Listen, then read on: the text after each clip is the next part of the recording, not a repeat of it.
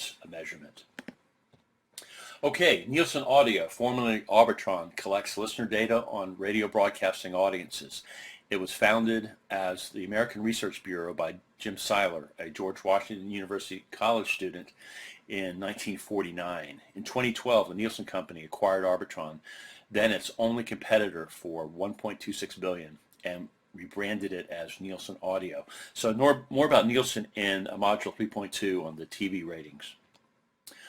Nielsen Audio collects data by selecting a random sample of population throughout the U.S., primarily in 294 metropolitan areas. It uses a paper diary 4 times a year and the portable people meter, which is in use 365 days a year.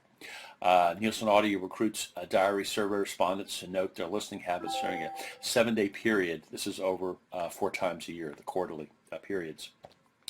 The respondents are paid a small cash incentive for the participation, and the turnaround time for the release of data from the end of the survey is approximately 3 weeks.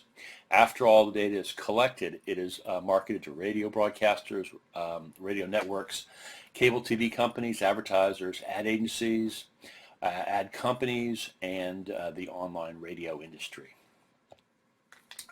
The quarterly diary measured radio market reports are called the spring, summer, fall, and winter books. Your assignment this week is to address questions and provide analysis regarding a provided radio market report.